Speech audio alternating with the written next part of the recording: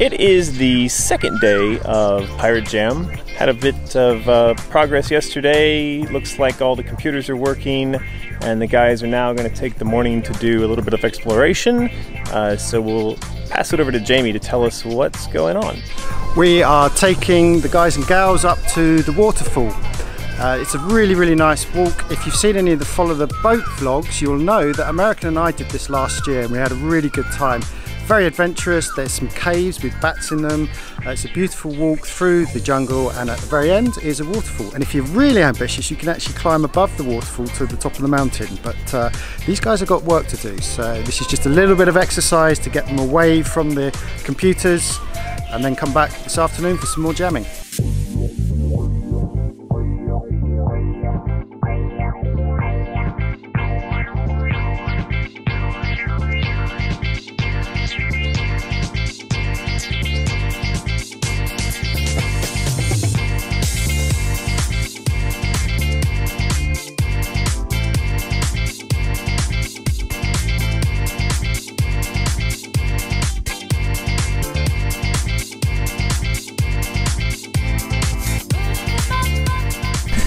Back from the waterfall, our pirates have resumed work on their games. They've elected to build games individually instead of teaming up, and they're all tackling the theme, which is impermanence.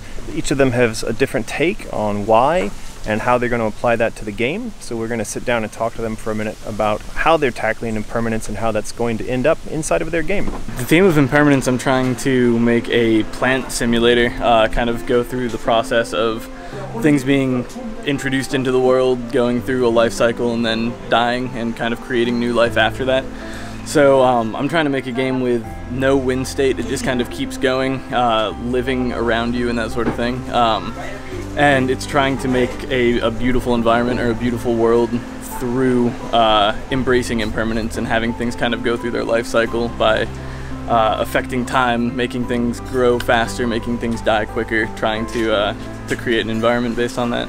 My game is about an iceman who is an iceberg washed up on a tropical shore, and he is a sentient iceberg and goes out for a wander, but inevitably he is melting.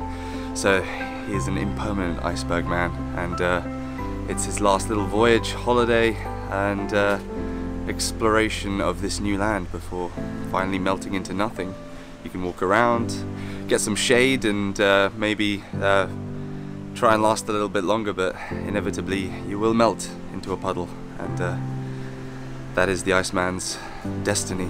Yeah, when I first heard the theme impermanence, I started to think about like the passage of time and things fading away. But to me that was kind of quite general, and it could lead to a number of different game concepts really. So it was very broad, and that was causing me difficulties to think of something. So I started to like try and narrow it down by like thinking about what is a message or something you could say within the theme of impermanence. So I started to think about like age and basically getting old. So as you get older, generally you become a bit weaker. Your body starts to kind of decay, but your mind, your sort of wisdom and experiences increase. So it's sort of like when you're young, you have lots of energy, do a lot of stuff, but you don't necessarily know what to do. And as you sort of get older, you sometimes realize, oh, I should have done this with my life. So that's what my game concept's built around, really. Okay, so for my game, it's going to be something like a reverse roguelike. A roguelike where instead of, or an RPG, where instead of gaining powers, you are forgetting them. This was my interpretation of the theme of impermanence, in the sense of maybe interpreting it a bit like loss. That the things you have to come to terms with. What I'm really hoping to do is to have a device in the game that you can choose not to lose your abilities, but you can choose not to lose what you've got, and you can choose not to be weaker, but at the cost of losing your grip on reality or your own sanity. You'll see how that plays out. First step is make a game where you can punch stuff. So usually for game jams, I like to do more story-ish stuff, just since I like writing and I don't really get a lot of time to do that in my free time. Something that I've been interested in lately that relates to the theme is Aztec gods. So in particular, I learned that the Aztec goddesses typically represented war and childbirth, because women who died in childbirth, their death was considered equivalent to a warrior's death out in the battlefield. So these goddesses are like of destruction and birth, and together they're called the star demons. And I thought that was like a perfect thing for a game. So that's something I'm going to explore. I might try to do like a little slice of that, so we will see. So the theme of impermanence is really interesting. I kind of went towards a card game because it was something I might be able to make if I am unable to use a computer for the entire jam. Thankfully people lent me a lot of PCs, so now I have access to code. So I'm trying to approach cards in an impermanent way.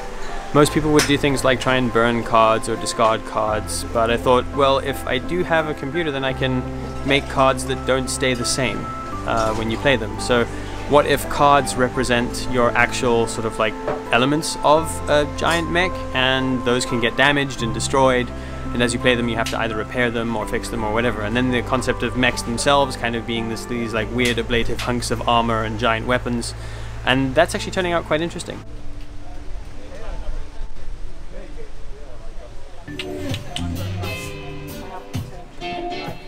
Well, it's been another really successful day. These guys are cracking on with their development.